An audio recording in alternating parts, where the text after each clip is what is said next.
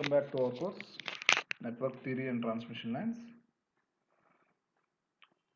So we are in the module 4, unit 4, where we are discussing about in the last lecture we have discussed some basics of the transmission lines, where we have defined what do you mean by the transmission line and what are the different types of transmission lines. So in this lecture, let us look into the different parameters of the transmission lines. So coming to the parameters of the transmission line. So first let us look into the outcomes of this presentation. So these are the outcomes of the presentation. So by the end of this lecture, one can able to classify the different parameters of the transmission line, and can able to draw the equivalent circuit of the transmission line with the different parameters.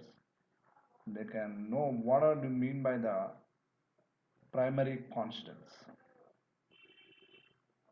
right? So primary constants of the transmission line parameters. So what are the coming to the transmission line parameters? So we know that in the transmission line, as the transmission line we have defined already, so the main usage of this transmission line is to transmit the electrical power or some energy from one station to the another station, or some from one generating station to the different distributing substations, right? So the transmission line is going to transmit the wave or the signal in terms of the voltage or the current from one end to the other end. So the transmission line is made up of a conductor which is going to have a uniform cross section, right? Which is going to have a uniform cross section along the line. If we make this is what if we consider a parallel wire line as we discussed here previously. So if you consider a parallel wire line, right? To consider a parallel wire line,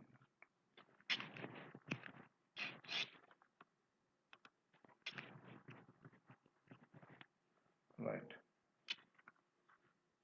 So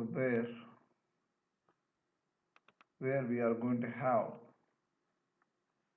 consider the air is acting as an insulating medium or the dielectric medium between these two conductors, parallel wire conductors over here. So then obviously the distance between the line is going to be, line and the ground is going to be much more, if the because if the transmission is air, the medium is air, that means the insulation medium is air. So obviously the distance between the line and ground is going to be much more. So the best example is nothing but the electrical tower, which is going to use some supporting, some conducting medium, right? So usually these towers, you can see this, the towers are made up of the steel for providing the high strength to the conductors over here. Usually if you see the electric towers, usually it is going to be made up of the steel material, right? The towers is going to be made up of a steel material to support this strength of this conducting lines, to support the strength of this conducting lines. So come to the performance of this the transmission line parameters. If you want to discuss about the different transmission line parameters, right? So why we want to discuss about this transmission line parameters? Why? Because the performance of this transmission lines is going to assess using this transmission line parameters. So it is going to have mainly four parameters. One is the resistance, inductance, capacitance, and the shunt conductance. So how we will define these different parameters?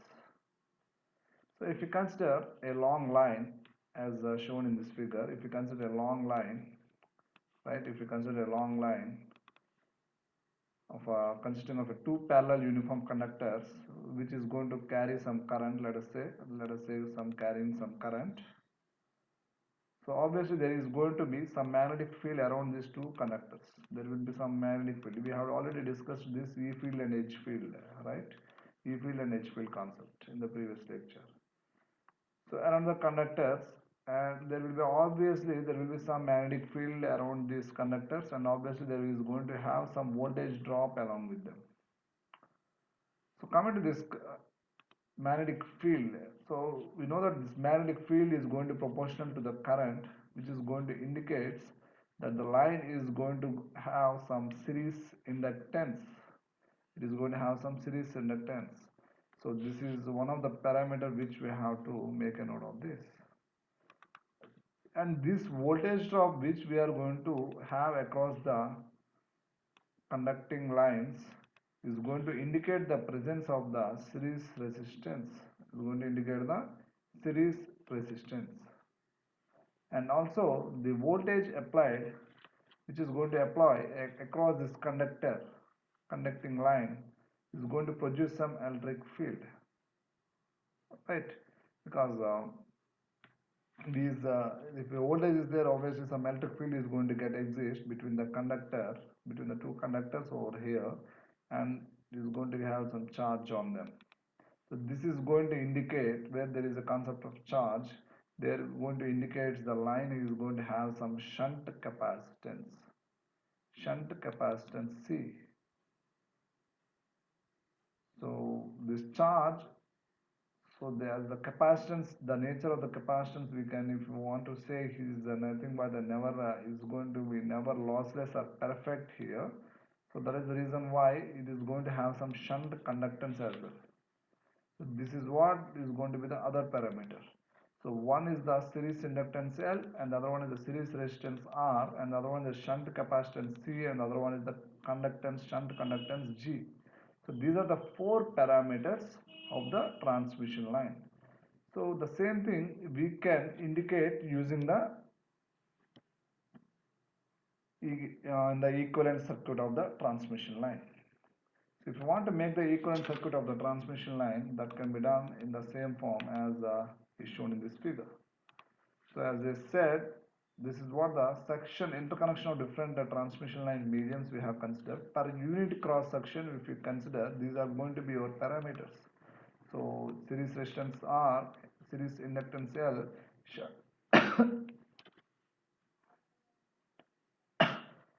shunt capacitance C, and the shunt conductance G. So these are the four parameters of a transmission line, unit cross section transmission line. So this is the other cross section which is interconnected, different interconnections. This is how we are going to represent a transmission line, equivalent circuit representation of a transmission line. Circuit representation of a transmission line. So series resistance, or we can say it as a series resistance, and the inductance over here, which is nothing but the transmission line inductance, and the shunt conductance and the shunt capacitance, or it is also known as the line capacitance, right? So as these are the four parameters, right? So which are nothing but your four parameters of this transmission line. So these four parameters can be visible from the equivalent circuit, from the circuit representation of a transmission line, and these parameters are also known as the primary constants of the transmission line. These are also known as the primary constants of the transmission line. So why is this one of the primary constants? Because these are the four parameters. So which are the basic parameters which can be visualized from the equivalent circuit of a transmission line, and this resistance R is defined as the loop resistance per unit length of line. R is going to be measured in the loop resistance, which is ohms per unit length of line, ohms per kilometer. Unit length of line, unit length of line can be measured in the kilometers if you want to measure. Ohm per kilometer, resistance of a transmission, ohm per kilometer. And the inductance L is also known as the loop inductance per unit length of line, or it is also known as the line inductance.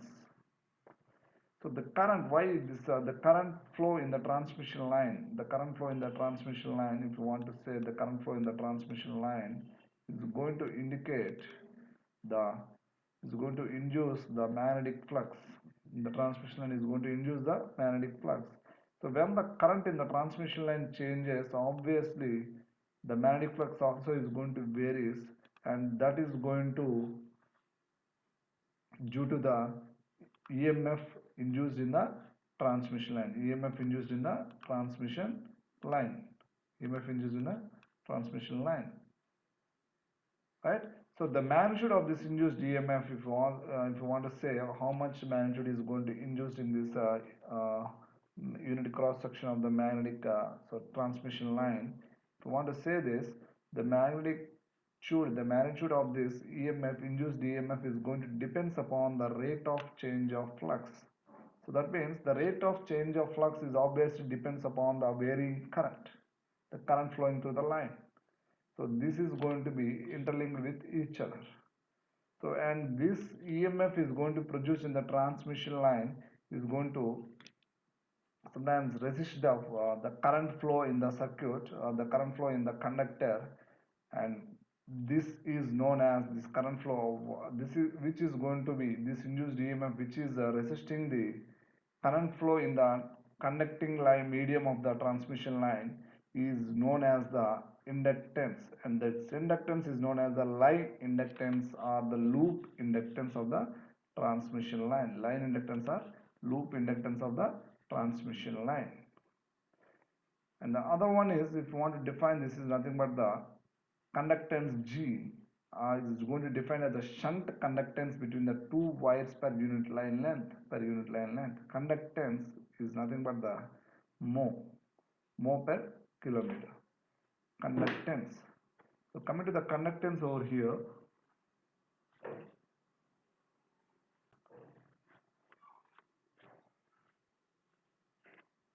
so this conductance, so why? Because here the air is going to act as a dielectric medium between the conductors. If you consider the air is going to act as a dielectric medium between the two conductors, so when this applied voltage, so usually the applied voltage is going to be generally sinusoidal. That means it is nothing but an alternating voltage. We can say it as an alternating voltage is applied across the applies in a conducting medium over here in the transmission line.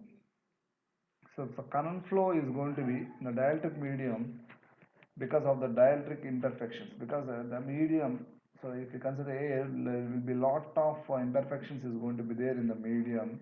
So that current is going to be due to that due to that medium, right, medium insulation medium of between the line conductors is going to be have some current flow through that. That current is nothing but the leakage current. So this leakage current, if we consider the air as a medium, so this leakage current is going to depends upon the atmospheric conditions and the pollutions conditions like moisture and the surface, the different deposits of the surface, and these are all going to be affect the dielectric medium. And this current usually we are going to consider it as the conductance G. So right, this is going to be the conductance G. This is the dielectric medium. This is going to be the shunt conductance is going to, how we will define it as, if we want to define explicitly, the shunt conductance is going to be defined as a flow of leakage current between the conductors.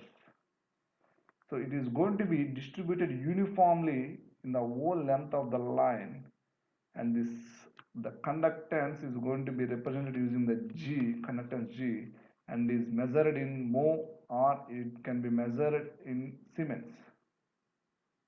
It can be measured in Siemens.